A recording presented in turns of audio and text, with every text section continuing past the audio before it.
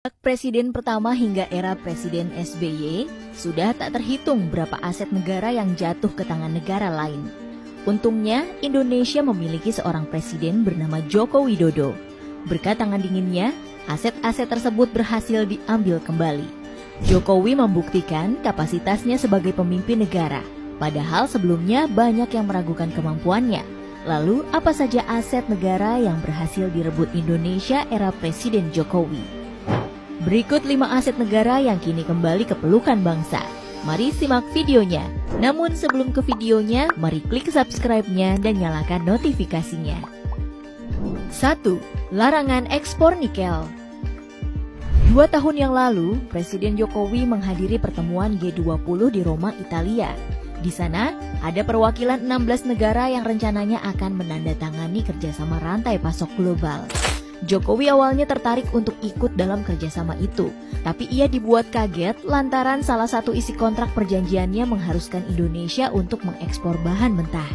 Jokowi pun tidak jadi menandatangani perjanjian tersebut dan membuat anggota forum meninggalkan ruangan, atau dengan kata lain, pertemuan gagal dilanjutkan hanya karena Indonesia tidak ikut dalam kerjasama tersebut.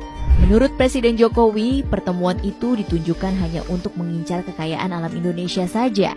Menurutnya lagi, kalau terus mengekspor bahan mentah, kapan Indonesia bisa melakukan hilirisasi, dan ia ingin Indonesia jangan sampai dibodohi oleh negara lain dengan tidak menjadi pengekspor bahan mentah lagi. Lebih-lebih, ia berharap Indonesia bisa memproduksi bahan mentah sendiri menjadi barang yang lebih bernilai tinggi, seperti nikel yang kita tahu memiliki harga sangat fantastis di pasar dunia. 2. Akuisisi saham Freeport. Setelah 50 tahun dikuasai asing, pada tahun 2018, Presiden Jokowi sukses mengambil kembali tambang emas terbesar di dunia, Grasberg, Papua, dari Freeport-McMoRan, Amerika Serikat. Secara jelasnya, Indonesia dengan PT Inalum Persero sebagai perwakilannya berhasil menjadi pemegang saham mayoritas Freeport Indonesia, yaitu sebesar 51%.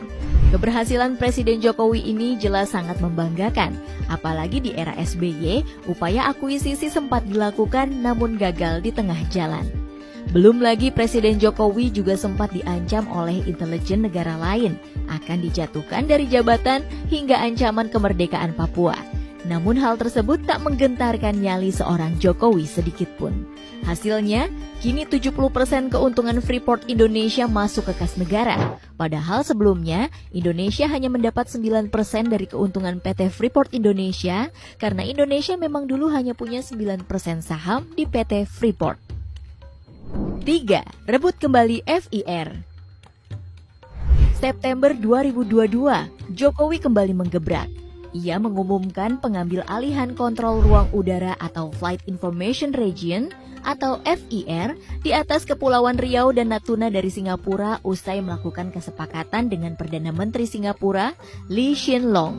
Secara otomatis, area FIR Indonesia yang dihandle Jakarta menjadi semakin luas hingga 249.575 km persegi. Menurut Menko Bidang Maritim dan Investasi Luhut Binsar Panjaitan, tujuan utama pengambil alihan FIR agar memperlihatkan bahwa Indonesia sebagai negara yang berdaulat dan bisa mengelola wilayahnya sendiri.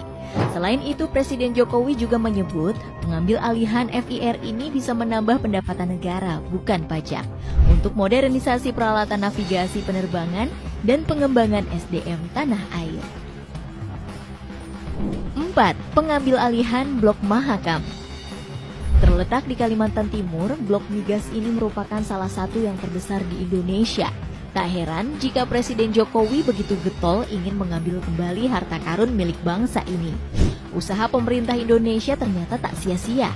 Pada awal tahun 2018, Total Exploration and Production Indonesia atau TEPI asal Perancis dan Inpex Corporation dari Jepang yang berkuasa selama 50 tahun akhirnya menyerahkan pengelolaan Blok Mahakam ke tangan Pertamina. Sebagai informasi, Blok Mahakam sendiri saat itu merupakan blok produksi gas bumi terbesar di Indonesia yang berkontribusi 13% dari produksi gas nasional. Sementara itu, dengan pengambil alihan ini secara ekonomi, jelas sangat berdampak positif bagi pendapatan negara.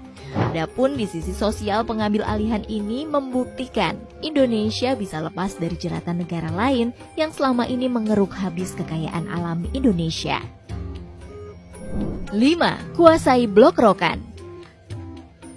Setelah mengakuisisi Blok Mahakam, di tahun 2018, Indonesia kembali merebut Blok Rokan yang merupakan blok penghasil migas terbesar di Indonesia. Blok Rokan akhirnya dikelola oleh Pertamina mulai tahun 2021 sampai 2041.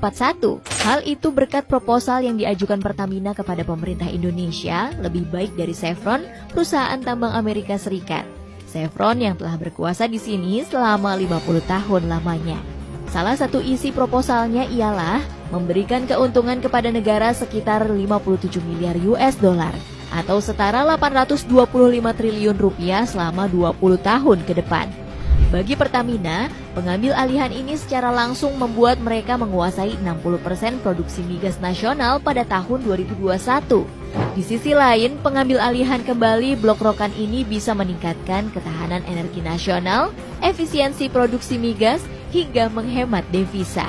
Tak bisa disangkal, tanpa jasa Presiden Jokowi, mungkin aset tadi akan habis dimakan pihak asing.